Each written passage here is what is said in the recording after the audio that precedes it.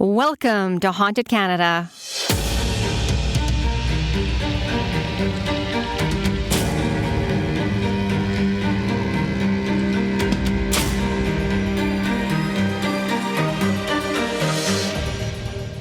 Hi everyone, this is Nadine.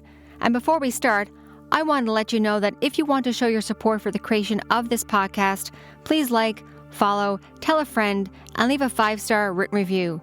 You can also follow us on our many social media profiles. Just visit hauntedcanada.com to connect. On episode 16, we're going to talk about the abduction of Tania Murrell from Edmonton, Alberta in 1983. This episode does deal with a sensitive topic involving a child. Listener discretion is advised. On Thursday, January 20th, 1983, 6-year-old Tania Murrell left her grade 1 class at Grosvenor Elementary School in Edmonton, Alberta at 11:07 a.m. to walk the short block and a half home for lunch. Yet sadly, Tania never made it home that day and has never been seen alive again. Tania Marie Murrell was born on Sunday, June 20th, 1976, to her parents, Vivian and Jack Murrell. She was a beautiful, bouncing baby girl with blonde hair, and her parents adored her. She was the apple of both her parents' eyes and brought them so much happiness. And then, 1 year later, her younger brother John was born. A boy and a girl, the perfect family. In 1983, the family lived on the west side of Edmonton in a small and beautiful rented home located at 10426 145th Street, west of downtown Edmonton. This house was perfect for the Murrell family, as it was close to the children's school, Grosvenor Elementary, just a block and a half walk away. It was a quiet neighborhood with tree-lined streets. The family had good neighbors and a backyard for the kids to play in.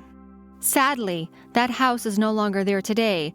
As with most older neighborhoods, the house was torn down to make way for a more modern, skinny-style home built in its place. Tania's parents were young and very hardworking. They did everything that a dedicated parent does to provide for their family. Vivian was a manager at the local bakery, and Jack worked in the trades as a carpenter, working for a company called Aldred, building homes on the south side of Edmonton. Tania was described in many articles as a happy little girl who loved to sing and truly loved animals, especially her dog, a German shepherd named Harley. Tania loved animals so much that it was her dream to be a veterinarian when she grew up. Tania's brother John was 1 year younger than her, and while Tania was in grade 1, her brother John was in kindergarten. They were very close and always played together, slept in the same room in bunk beds, and walked to and from school together. John said in a 2015 Edmonton Sun interview that, quote, "I cried when she didn't come home that night. She was my best friend." On that fateful morning of Thursday, January 20th, 1983, it was a bitterly cold day in Edmonton as the city was in a deep freeze, with the temperature that day reported at -21. And if you've never experienced an Alberta winter, believe me, you don't want to. It can get so bitterly cold that you can even feel your lungs. So cold, in fact, that parts of your body, like fingers, that are not covered up with mittens or gloves, can get frostbite within minutes. And while it was cold that day in Alberta, sometimes temperatures here can drop to -35 and even lower. That morning would have been like any other morning for the busy Murrell family. Tania would have been woken up for school and climbed down from the top bunk while her younger brother, 5-year-old John, slept in the bottom bunk. Tania's parents, Vivian and Jack Murrell, would have been up early that morning getting ready to head off to work. As Tania's parents work, they had Aunt Vera, Vivian's sister, as a caretaker, looking after the kids in the morning, getting them off to school, preparing their lunch when they came home at lunchtime, taking care of them after school and during the summertime. Vera had been doing this for the last 3 years.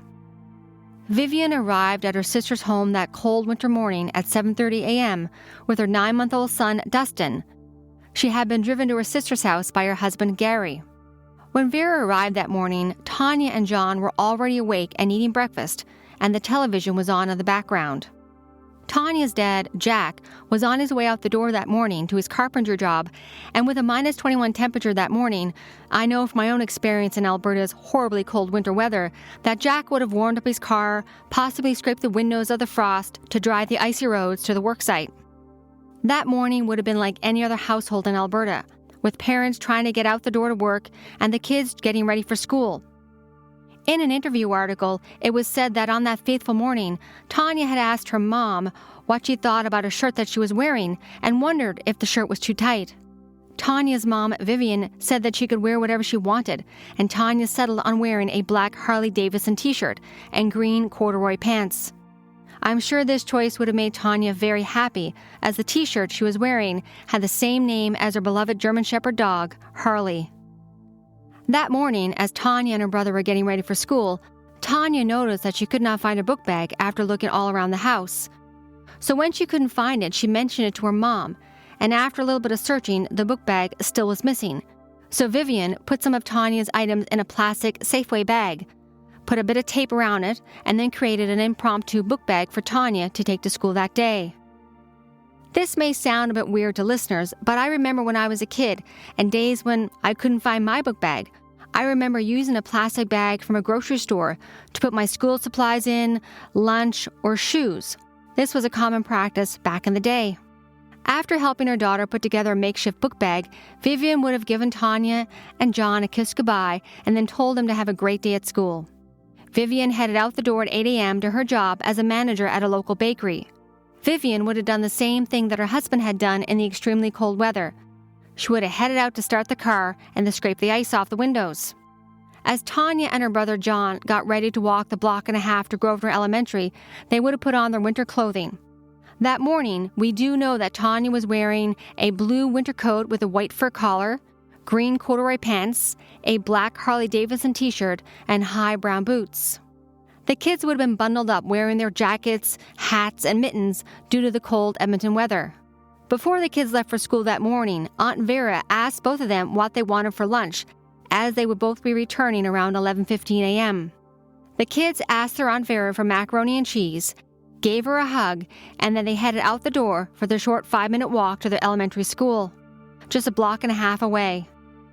As the neighborhood was filled with children also walking to school, I'm sure that at that moment when Tania and John were walking, there would have been other kids walking on those sidewalks as well, towards the elementary school. Both kids arrived at school that morning and headed to their classrooms, John to kindergarten and Tania to grade 1. Their morning classes would have been filled with learning numbers, practicing writing, and reading. As lunchtime approached, Tania would have been dismissed from her grade 1 class at 11:07, and she would have put her winter jacket, boots, hat, and mittens on, and then the normal process was for Tania to wait by the door for her younger brother John to be dismissed from his kindergarten class. Then they would both walk home together, as that was the normal routine. Yet on that day, normal didn't happen. Tania's best friend, Brandy Jo, was supposed to go to Tania's house for lunch that day. Brandy Jo and her mother spoke about this in an Edmonton Sun article in 1983. But at the last minute, Brandy Jo changed her mind and decided to stay in school that day and eat lunch with her older brother. Brandy Jo was quoted in the news article saying, "I waved to Tania and I told her we would play after school, but she never came back to school." So Tania left her grade 1 classroom that day, and the last person believed to have seen Tania was a teacher who saw her leave the school and walk away at 11:10 a.m. towards her home, and then she vanished. When John left his kindergarten classroom that day, he walked out expecting to see his older sister Tania waiting for him by the door as she normally would be, so they both could walk home for lunch together, as was the usual procedure. However, this time it was different. When John walked out, Tania was nowhere to be seen. So John walked the block and a half to his home alone. When he walked into the family home, he was greeted by his Aunt Vera, who was surprised that his sister Tania was not with him. Vera asked John where his sister was, and John replied that the other students told him that Tania had gone to a friend's house for lunch. This immediately struck Vera as out of character for her niece, who was a very diligent and responsible child, and would not deviate from the norm. Tania knew that she was coming home for lunch that day, even telling her aunt that morning that she wanted macaroni and cheese for lunch. So for Tania to go to a friend's house for lunch that day or to do anything else that was completely out of character, it just wasn't something that she would have done. Vera immediately became concerned. She put on her winter jacket and went outside, searching the surrounding streets looking for her beloved niece, Tania. She spent the next 10 to 15 minutes frantically calling out Tania's name, but never found any trace of her. After not being able to find her niece, Vera phoned her sister and her brother-in-law at work. I can only imagine the fear that must have been going through the minds of both Vera and Jack Murrell when they got the phone call from Vera that she could not find Tania. They must have been terrified, as any parent would have been in the same situation. Both parents left work immediately that day, headed home, and began to search the streets and the back alleys of the Grosvenor neighborhood for their beautiful 6-year-old blonde-haired daughter on that cold winter afternoon. Vivian went to Tania's school, Grosvenor Elementary, to see if Tania had returned after lunch. Yet when she went to Tania's grade 1 classroom, her desk was empty, and the only item remaining was the Safeway bag that Vivian had helped her daughter with that morning before school. Tania had not returned, with teachers and classmates telling Vivian that no one had seen Tania since she left at lunchtime. At this point, I can only imagine what Vivian, a mother, was going through. She did not know where her daughter was, and the fear that she had been feeling would have been absolutely paralyzing. The feeling that no parent ever wants to go through. Even though people tried to comfort Vivian, telling her that Tania would return home, Vivian knew in her gut that something was terribly wrong, and she immediately called the police. When the Edmonton police arrived, they asked Vivian and Jack for a picture of Tania, and then the police began to canvass the neighborhood, going door to door showing people the picture of Tania and asking if anyone had seen her. Yet sadly, for all the doors that were knocked on and all the searching that was done that very first night, and in the days and weeks and months following, there was no sign of Tania. Vivian and Jack Murrell tried to think of any reason why Tania had just vanished, and tried to think that maybe she had had a sleepover at a friend's house and forgot to tell them. While we know that this did not happen, it just contributes to the stress and the fear that these parents would have been going through. And I'm sure that they were trying to grasp at anything to help them believe that their daughter would return home. Police quickly came to the realization that Tania had been abducted by a non-family member, and a citywide search began, with hundreds of police officers and thousands of citizens helping in the search. While researching for this story, I actually found dozens of posts online from people who remembered the day that Tania went missing and remembered helping in the search for the little girl, as this could have been anybody's daughter. Vivian and Jack were quickly ruled out as suspects, as they had both been at work that day, witnessed by many. As Edmonton police began to investigate, they discovered that Tania left school around 11:10 a.m. wearing a blue winter coat with a white fur collar. She was headed towards home as the teacher watched her until she walked in the direction of her home and until she was out of sight. Police were under the belief that Tania exited the school through the east doors. However, Brandy Jo, Tania's best friend, told The Sun in a 2013 article that Tania went out the north doors and that Tania walked alone carrying some money and was going to stop at the nearby 7-Eleven convenience store. Police also received 2 reports from people who said that they saw a woman dragging a little girl similar to Tania's age and description around the same time of her disappearance at the intersection of 144th Street Northwest and 104th Avenue, just a half a block from the school and towards Tania's home.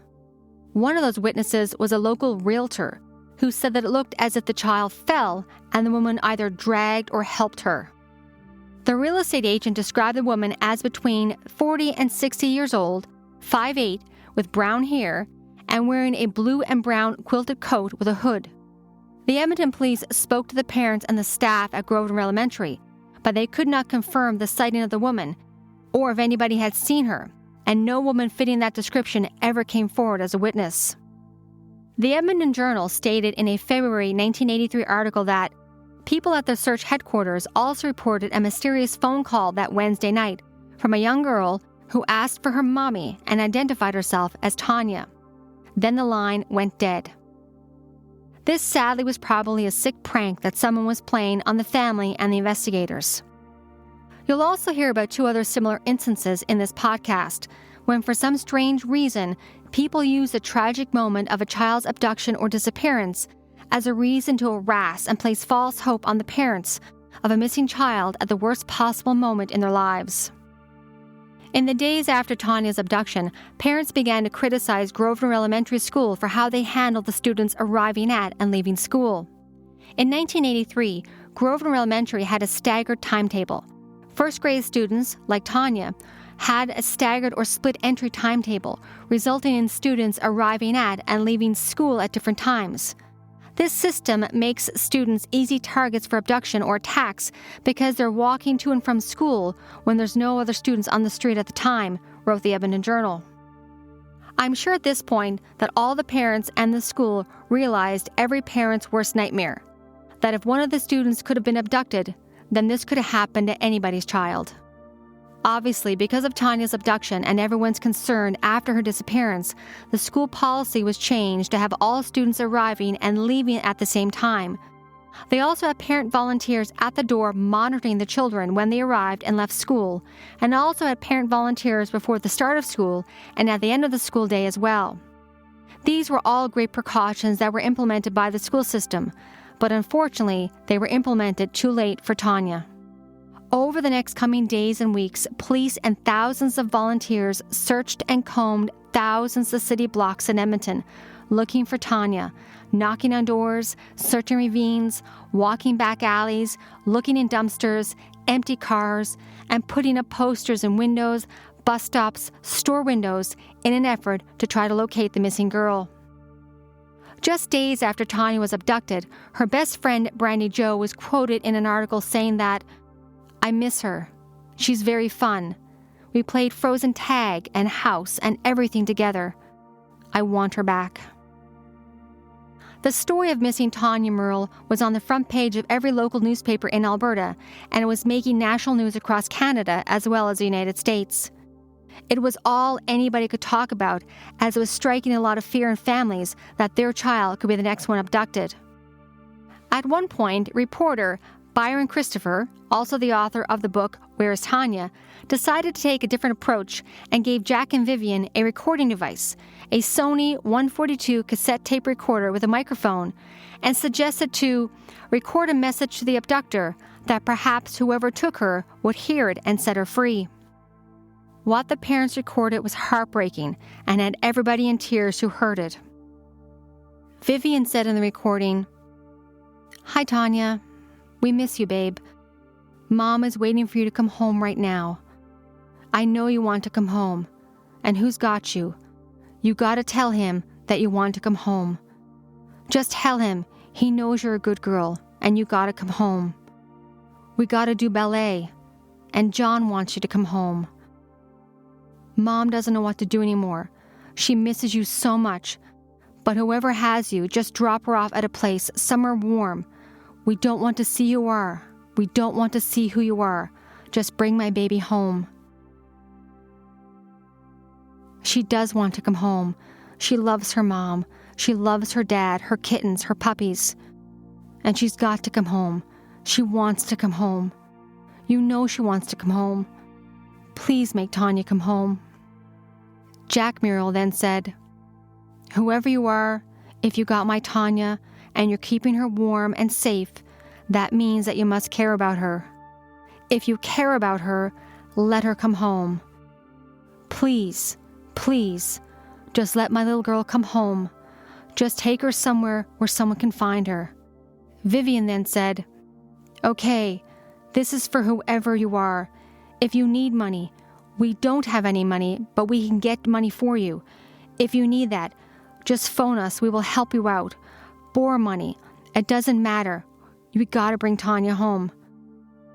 We'll get you some money if you want money. We got a lot of friends. We really miss her. We've been trying so hard to find her.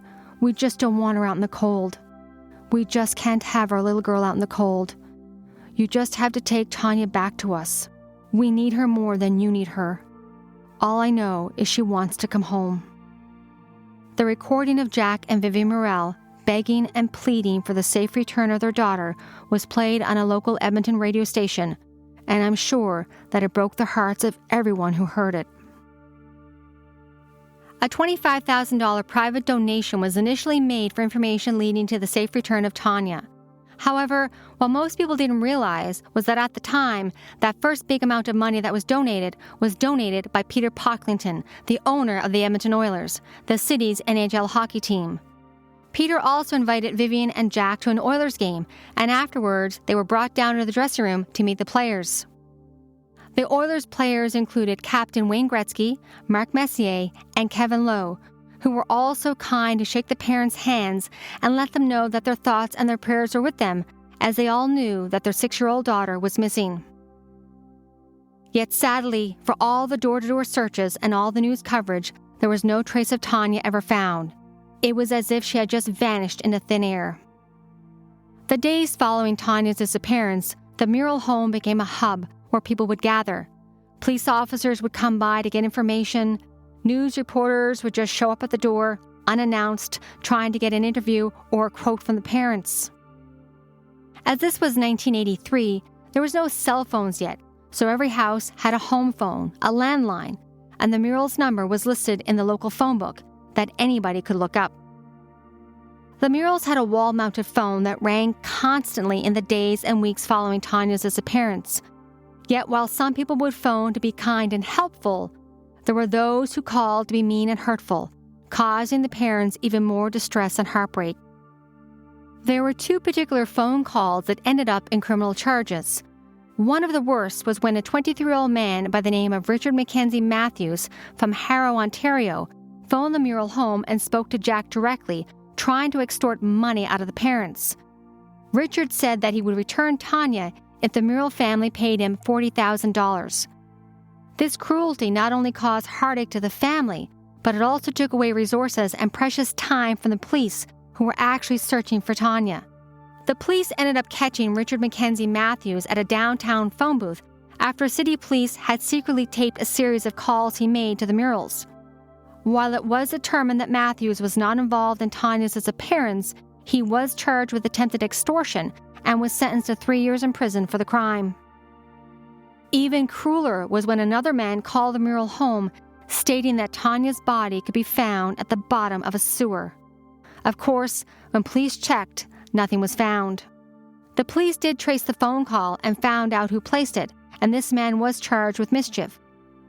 While there are plenty of articles that talk about the second person being charged, I was not able to find out the name of that person. To compound with the heartache and devastation that Vivian and Jack were going through, they also had to deal with the countless false suspicion, misinformation, rumors, and innuendo that the community and especially newspapers were spreading about them. These hurtful comments and rumors did nothing but take away the focus from their missing daughter and tried to create a false narrative about the 2 hardworking parents who were devastated and were just trying to get through the day and find their missing daughter. I've read a lot of these articles and the comments, and all I can say is that it's shameful that this is how the family were treated during the worst possible time in their lives. And if being 2 young, hardworking parents who loved their kids, had a motorcycle, and enjoyed a drink made them cause for suspicion, then I guess suspicion should be on everybody. The family's choices and lifestyle had nothing to do with their daughter's disappearance, and that people tried to make it an issue was just wrong. For this reason, I certainly will not be delving into any of the hurtful comments, gossip, or innuendos that were spread about Vivian and Jack during this podcast. And the only thing that I can say is that Vivian and Jack were hardworking and devoted parents who loved their children and were devastated when they lost their 6-year-old daughter, which tore them apart every day. And for anybody who has anything negative to say about the parents, all I would suggest is that you put yourself in their shoes. How would you handle going through what they did if it was your child that was missing? Over the coming days, weeks, and months, the stress that the family was under must have been unimaginable, not to mention the hurt that John must have been going through. As a little boy, he must have been going through so much confusion, not understanding where his sister was or when she would be home.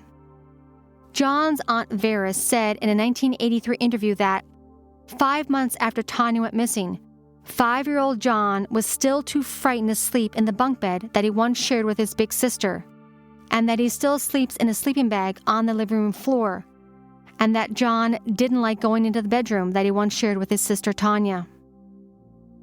Aunt Vera also said that Tania's disappearance was extremely hard on John, and that he did not get any help, and that he and his sister were very close, and that her disappearance really messed him up. This is something that I'm sure would have stayed with John and affected him for the rest of his life. While today we know that such an event would cause trauma, and in today's society there will be therapy available to help anybody, however, back in 1983, sadly, there was none of that. The family eventually did move to a new rental home about a 15-minute drive from their previous home by Grosvenor Elementary.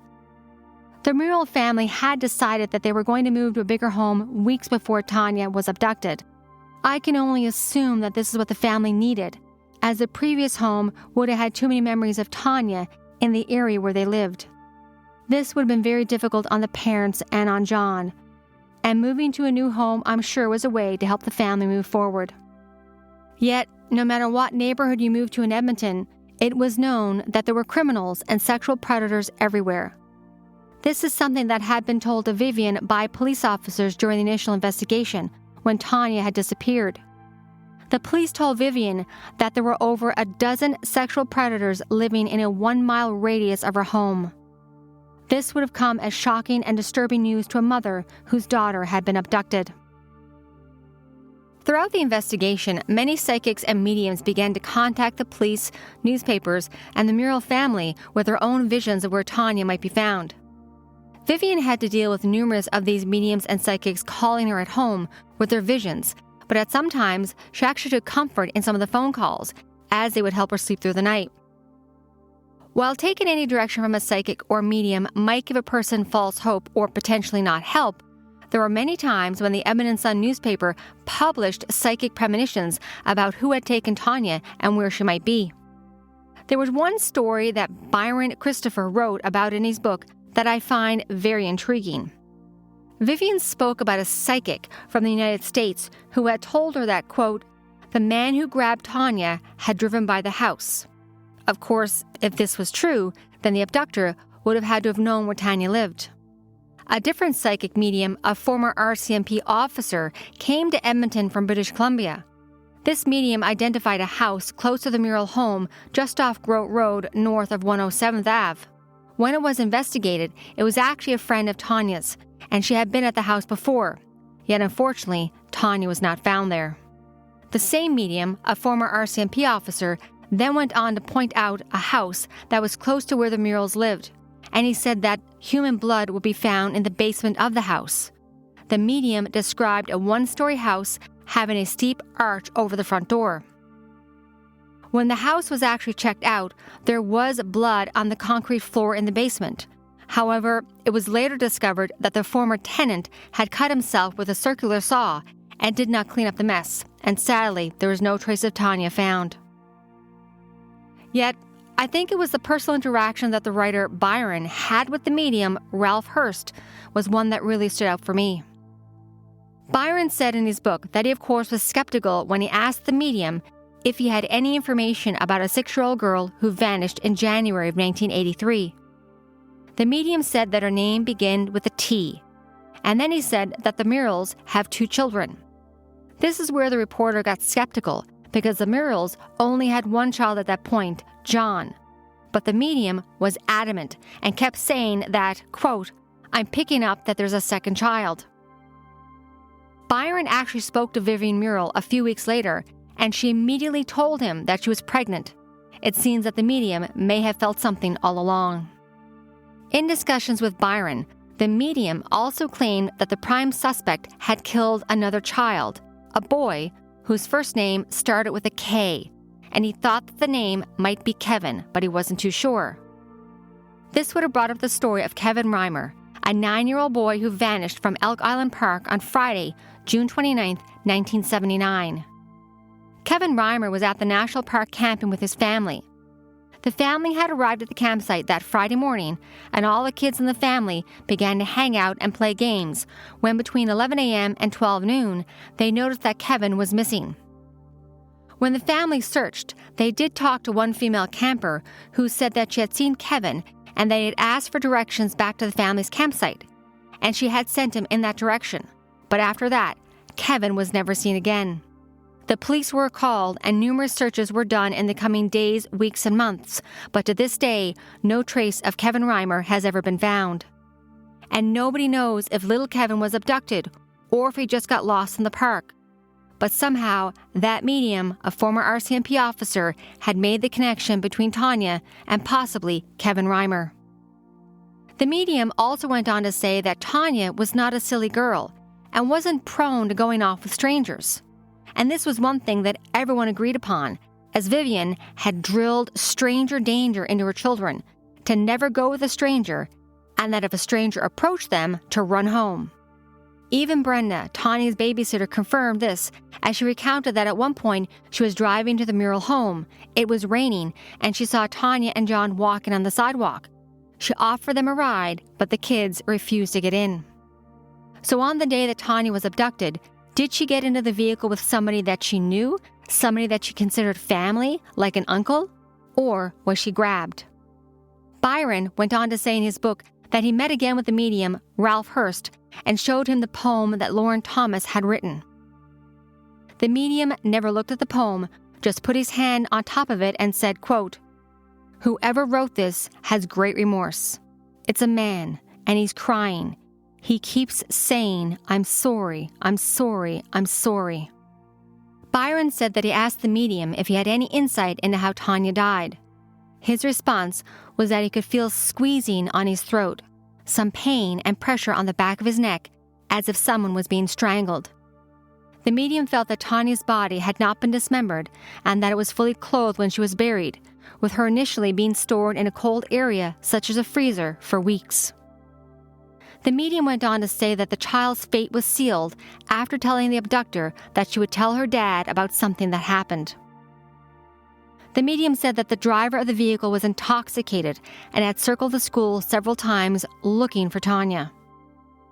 The medium went on to say that Tania's body was stuffed in 3 plastic garbage bags and buried 2 feet down in a soggy area, and provided 3 signs that would be nearby: a broken fence, a large A, and a small body of water. The medium and Brian drove in the area of where Tania was abducted and then drove about a mile away at Summit Drive, a quiet area in an older residential area that winds around the southern edge of McKinnon Ravine Park. Byron said that as they drove close to 143rd Street, the medium shouted, "Stop!" and there in front of them was a broken fence. When they both got out of the vehicle and climbed down into the ravine at 142nd overpass, at the very top of one of the pillars on the southwest corner was sprayed the letter A, and it was more than 3 feet tall with a big circle around it. And surrounding that pillar beneath the bridge, the area was filled with water. Whether anybody chooses to believe what the medium said is of course up to them, and like most people, I'm a skeptic at heart. But it seems that Byron, the author, believed the medium, as on several different occasions, Byron, with private detectives and on other occasions some veteran reporters, went to that very area under the bridge and dug in different spots, trying to see if they could locate the body of Tania Murrell. While this is what the medium presented, the Edmonton police detectives had a different theory. Detectives thought that Tania's body would be buried in Strathcona County, just east of Edmonton, as that is where the prime suspect, Lauren Thomas, had worked and knew the area. Tania's body has never been discovered, and the Edmonton detectives felt that, quote, "This is another indication that the child was not killed by a stranger. A stranger would not have feelings for his victims and would have just dumped her body anywhere, and that didn't happen to Tania." In 1984, just a year after her daughter was abducted, Vivian decided to focus her grief into something to help others and founded a nonprofit organization called the Tania Murrell Missing Children Society, starting Canada's first agency to help find missing children, to create awareness, and to bring the children home. This nonprofit was registered using the new home address that Vivian, Jack, and John had moved into. Having this nonprofit organization really helped give Vivian focus and direction as she worked tirelessly to bring attention to missing children, especially her own missing daughter. Most of the work within the organization was done by volunteers, and they accepted donations to help cover expenses. When people joined this society, Vivian would mail them a letter welcoming them to the organization. It was meant to encourage people to get involved and to let them know the importance of awareness, and a portion of the letter said, quote, "There are many people who are shocked by the problems of missing children, many who are horrified, but just shake their heads and turn away. The Tania Murrell Missing Children Society thanks you for not turning away from this problem. Thank you for caring enough to take action and become a member of our society. With your continued support, we will be able to study the problem, analyze it, and understand the reason it plagues our nation. Through love and determination, we hope to aid the families and the children afflicted and ultimately stop child abduction. We thank you for helping us bring our work to bring the children home. Yours sincerely, Vivian Murrell." Vivian put her heart and soul into operating the Tania Murrell Missing Children Society and did a lot of good to help children and families become aware of abductions. And as a parent, I am grateful for everything that she did. Because of her hard work and determination, I am sure that she helped save other children. The Tania Murrell Missing Children Society only operated for 3 years, when in May of 1987, Vivian decided to pass everything over to the Missing Children Society of Canada, based in Calgary. The Calgary organization is still operating to this day, with many different programs centered around bringing awareness to missing children, most importantly, doing their best to prevent it and protect children. I can only imagine the heartbreak and the devastation that the family went through every day living in Edmonton. Even if they had moved to a different home in the area, they would still be constantly reminded that their daughter had been abducted and that they didn't know what happened. I can also imagine how hard and difficult it was for Tania's little brother, John, to be completely devastated, not knowing what happened to his sister in 1983. And even back in the 1980s, people were cruel and insensitive to what a person and a child might be going through. And this insensitivity to what John was going through was seen when the little 6-year-old John attended his first day of grade 1. One of John's childhood classmates, Celine, had met John when they both started elementary school and described John as a sturdy-looking boy with shaggy blonde hair, a slight lisp, a husky voice, and a sadness in his eyes. Apparently, on John's first day of grade 1, the grade 1 teacher made 6-year-old John stand up in front of the class and had him tell the entire class about his abducted sister, reliving that traumatic moment when he lost his sister and how his life had changed forever. I could not believe that the teacher would do this to the young boy who had been traumatized by his sister's abduction. The trauma that this must have caused John to have to relive the memory of the day that his sister was abducted was absolutely horrifying and a very cruel thing for that teacher to do. And I'm sure it's moments like this that would have added to the psychological injury and trauma that John must have suffered. John's friend Celine lived close by, and they would often spend time at each other's houses. Celine was quoted in the book as saying, "John's parents were kind. They tried to maintain a positive and happy home atmosphere. However, I was aware of their sadness, and I could see that their daughter's disappearance had broken them." Celine went on to say that any time he was at John's house playing and left to go home, that Vivian and Jack always made sure to make him promise to phone the second he arrived. And on occasions, John would insist on walking him home. I can only imagine that this was the fear that the family and John were still carrying with them, that the loss of their daughter and sister who disappeared walking just a block and a half home for lunch. The fear that this potentially could happen again would have been on their minds night and day. Living in Edmonton, living so close to where the abduction had happened, would have caused tremendous pain for the family. So in 1985, just 2 years after the abduction of their daughter, the family moved to Kelowna, British Columbia. Hopefully the move was good for the family, and while leaving Edmonton didn't mean that they had forgotten about their daughter, it just meant that they were doing their best to move forward and to try to heal as a family. Moving to Kelowna did bring some joy, as they did have another baby, a little girl named Alicia, who to this day still keeps her sister's memory alive. Alicia was quoted in a 2013 article as saying that, "Tania is often in my thoughts. I know too well what happened to her." While Alicia never got the chance to meet her big sister, Tania is often in her thoughts, and she spoke in the interview that she often talked to her own kids about stranger danger. Alicia studied nursing as a tribute to her big sister. As she said, "Tania was a caregiver, and so am I." As for the investigation of missing 6-year-old Tania Murrell, the Edmonton police continued to search, looking at local sex offenders, searching the area, and questioning many people. But soon, the police focused on one possible subject, a family friend who spent a lot of time inside the Murrell home. He had slept over, and he had even taken Tania and John camping.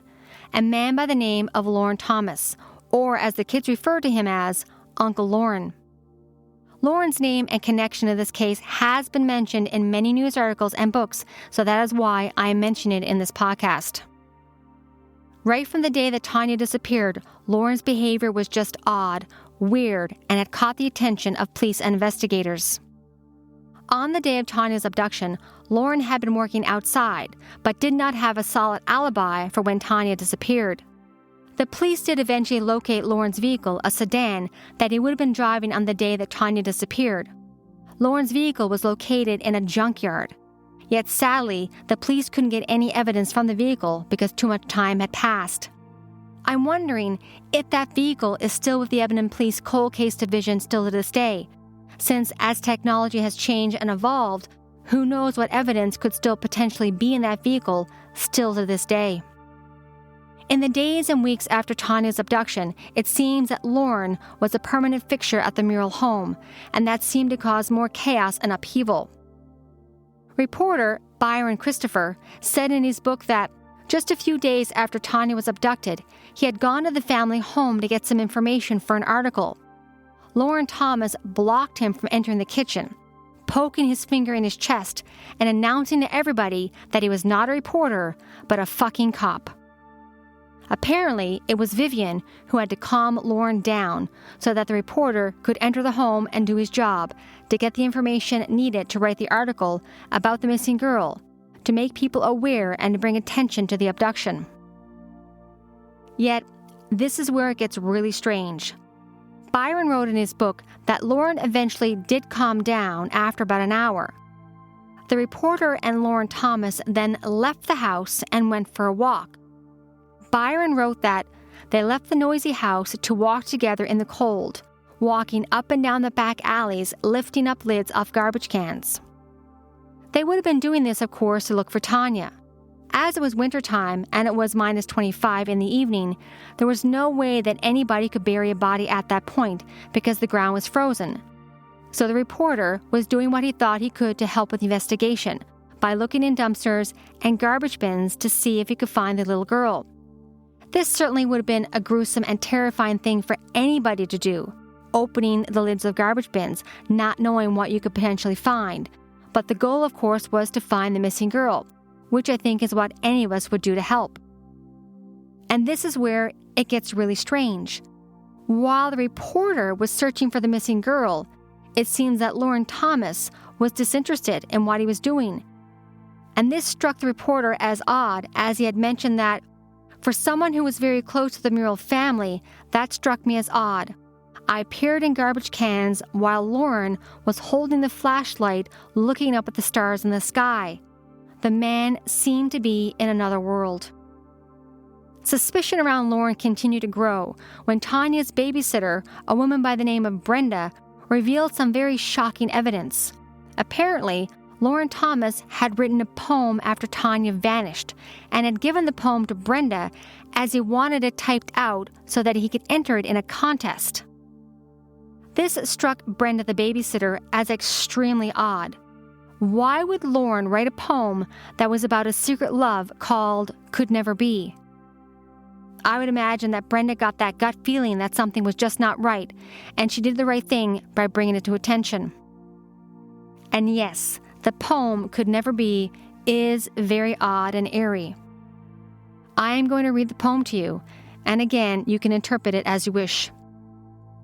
Could Never Be, written by Lauren Thomas just after Tania Murrell's disappearance. Though the day far away or the night just closing in, remembering the fun that they had and the feeling possessed within. Gazing into the stars, the plans they had so bright, as they walked along the desert beach, all the problems were so few. The time alone, just themselves, warm new feelings so tender and strange, nervous thoughts of love, of making love, passionately their lives would change. The summer ended much too soon, and for them, their final day. Precious new feelings that they shared, knowing soon would have to end. The tears flowed with their final kiss. It was their first love. They couldn't pretend. Often they wished to turn back time. Oh, for time to have stood still. Ah, to turn back time, but time goes on, it's nature's will. To return someday, they said they would, but I knew we never could. To be honest, just reading that poem gives me the creeps. Lauren was questioned by the Edmonton police just a few days after Tania was abducted and was given a lie detector test, but apparently the results were inconclusive because Lauren had been drinking prior to the test. From everything that I've researched about Lauren, it seems that he was not given a second polygraph by the Edmonton police. After Lauren was questioned by the police regarding Tania's disappearance, it seems that his behavior became even more strange and erratic. Brenda, the babysitter, described Lauren in the book as, quote, very intelligent and someone who read a lot. He liked to write poetry, putting his thoughts down on paper. But he drank, and when he drank, he couldn't remember a thing. He became polarized and passed out. While another friend of the family, Terry, had her own suspicions about Lauren. Terry was quoted as saying that Lauren was often intoxicated and occasionally passed out either on the couch or on the floor. That sometimes he would just sit at the table, drink quietly, and then fly into a rage, and then the next day, he was fine. Vivian and Jack and many friends noticed things also. Two strange things that happened with Lauren that were reported by the Murrells and documented in the book, What Happened to Tania, was one time when Lauren Thomas was in the same vehicle with the Murrells. He just reached over and turned off the ignition of the station wagon as the vehicle was being driven. While at a different time, Lauren drove the family vehicle into a ditch. Other strange instances regarding Lauren Thomas that happened after Tania's abduction were also reported by family and acquaintances. One individual by the name of Melise recalled an incident that happened when he was sharing an apartment with Lauren in Edmonton. He said that one day they were both sitting at the kitchen table drinking beer, playing cards, and everything was normal, when all of a sudden, out of the blue, Lauren grabbed an empty beer bottle and hit him in the face. This was a completely unprovoked attack, as Lauren had been completely normal and calm just seconds earlier, when all of a sudden he attacked Melise out of the blue. The interviewer asked Melise who he thought might have taken Tania, and Melise quickly replied, Lauren, I always suspected him. The interviewer did ask Melise if he ever mentioned the attack or the strange behavior to the police, and sadly his response was that he just didn't want to get involved. Another person who spoke up about Lauren's strange behavior was Heather, a friend of Vivian's, who said in the interview that Lauren gave me the creeps and that he would out-manipulate a manipulator. Even Tania's brother had his own suspicions about Lauren Thomas later in life and spoke about this in a 2015 Edmonton Sun interview. John said that, quote, I would like to talk to him and ask him if he knows what happened to Tania. Lauren was close to us. He was good to Tania and myself. But my mom said that after Tania disappeared, that Uncle L was weird sometimes and that he probably did it. Sadly, just a week after John did the 2015 interview, he died in Edmonton at the age of 37. When Tania went missing, initially it was hard for the Murrells to believe that Lauren had anything to do with Tania's abduction because they viewed Lauren as a family friend, someone that they had invited into their home and that they trusted with their children. Yet, as people began to come forward with their own suspicions of Lauren's strange behavior, and especially when the police told Vivian and Jack that Lauren Thomas was their prime suspect into their daughter's abduction, it seems that that's when they began to realize that it could have been Lauren, the person that they had invited into their home and trusted around their children, that he could have been the monster that took their beautiful daughter away. Yet, while Lauren was the police's prime suspect, it is important to note that he was never arrested and he was never charged in Tania's abduction. A few months after Tania was abducted, Lauren Thomas moved with his family to Courtright, Ontario. Like all open cases, the abduction of Tania Murrell was continuously being investigated as police tried to find Tania and the person or persons who abducted her. As the years passed, the Edmonton police continued to investigate. That's why, in January of 1988, on the 5th anniversary of Tania's abduction, Edmonton detectives flew to Ontario to interview their prime suspect, Lauren Thomas, as documented in the book, What Happened to Tania. The police originally interviewed Lauren just days after Tania's abduction, and now 5 years later, this would be their second interview with him. As it was known that Lauren was a drinker, police officers knocked on the door at 6 a.m. in the morning to surprise him. Yet when the police knocked on the door, Lauren opened it as if he was expecting them. The Edmonton police detectives interviewed Lauren Thomas at a nearby hotel room in Sarnia, Ontario, with non-stop questions for 11 straight hours. It's important to note that Lauren did meet with the Edmonton police detectives voluntarily, and that he could have walked out of the interview at any time or asked for a lawyer, yet he didn't, and he stayed for the 11 hours. This marathon interview session was videotaped as per police procedure and still remains with Tania's files in the Cold Case Division in Edmonton, Alberta, but has never been released to the public. It was revealed that when Lauren was asked about the mysterious poem that he had written in 1983 called Could Never Be, just after Tania was abducted, Lauren initially denied writing the poem to the police, but then eventually he admitted that he did write it. Even more strange about the interview is that Lauren downplayed his relationship with the Murrell family, claiming that he barely knew them, and also said that he had forgotten Tania's name. For me, this is where things got even stranger. Lauren was really good friends with Vivian and Jack Murrell. He had stayed at their home numerous times and slept at their house. They had all hung out dozens and dozens of times together, and Lauren had stayed at the family's home after Tania was abducted. Lauren at one point yelled at a reporter and had also been interviewed by the police shortly after Tania's abduction and took a lie detector test. How could any person not remember such a traumatic and life-changing event in a friend's life when their child was abducted?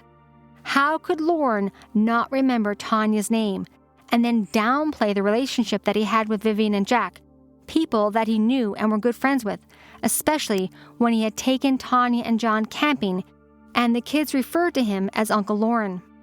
How could he forget the name of the little girl that was abducted, especially when he was brought in and questioned about it and even took a lie detector test? This just doesn't add up for me. So why would Lauren say that he barely knew the Murrell family, and then, to add insult to injury, say that he had forgotten Tania's name, a little girl that he had taken camping, had stayed at her house, and had been questioned about her disappearance, yet he had forgotten her name? This just did not add up. This next part of the interview is disturbing, so listener discretion is advised. When Edmonton police detectives asked Lauren Thomas if he had any knowledge about who took Tania, Lauren's response was, quote, "The only two people who know are me and God." When I read this quote in the book, I got a sick feeling in my stomach. Who would say that? If you didn't have any knowledge about the disappearance of a child, your answer would be, I don't know. Yet, Lauren's response was to say, the only two people who knew were me and God? Any logical person would think that this was implicating him in Tania's abduction. After Lauren had made these revelations that only he and God knew who took Tania, the Edmonton police detectives offered Lauren second-degree murder plus therapy. While second-degree murder would mean less jail time for Lauren, it would hopefully bring some closure for the family. This would mean that Lauren would have to reveal where Tania's body was located so that everybody, especially the family, could receive closure and so that Tania could receive a proper burial. Yet Lauren's response to this offer was cold and cruel. When the Edmonton police detectives offered Lauren second-degree murder plus therapy, Lauren said, quote, "Fuck you, you ain't got a body." Lauren Thomas had said that only he and God were the only two people who knew when asked if he had any knowledge about who took Tania, and now he's being offered second-degree murder. His response isn't no. His response isn't, I want to speak to a lawyer. his response is, "Fuck you, you ain't got a body." While Lauren's answers were cruel, heartbreaking, and seemed to draw even more suspicion towards his involvement, at the end of the day, Lauren Thomas was right. It was true. Tania's body had never been found, and without a body and any real physical evidence, it was very hard for the police to charge Lauren Thomas with Tania Murrell's abduction and believed murder. On Wednesday, August 10, 2016, Lauren Douglas Thomas died from cancer, surrounded by his family at his home in Courtright, Ontario. And with his death, many people believe went the only true knowledge of what happened to 6-year-old Tania Murrell on that cold winter day on Thursday, January 20th, 1983, in Edmonton, Alberta. My heart goes out to the entire Murrell family. Jack and Vivian Murrell sadly passed away in 2005 and 2011, respectively. They were loving and kind parents who were working hard to provide a good life for their family when this horrible tragedy happened to them with the abduction of their 6-year-old daughter, Tania. My heart also breaks for John, who lost his sister that day and had to deal with the trauma for the rest of his life. And my thoughts also goes towards Tania's sister, Alicia. She never got to meet her big sister, but she kept her sister's memory alive. I wanted to write this episode specifically to bring awareness to the Tania Murrell abduction, and that as of the airing of this podcast, Tania is still missing. If you have any information about the abduction of Tania Murrell, please call the Edmonton Police at 780-423-4567 or call Crime Stoppers at 1-800-222-TIPS. That's 1-800-222-8477. Well, everyone, that is the end of episode 16 of Haunted Canada. And again, I'd like to thank every person for taking the time to listen to this podcast. I truly do appreciate it. If you are enjoying the podcast, please take the time to give it a like, a follow, tell a friend, and leave a review, as that always does help. To link to any of our social media, or if you have any stories that you'd like for us to cover on this podcast, either true crime, missing persons, or ghost stories, please email us through our website, hauntedcanada.com. Have a good night, everyone, and stay safe.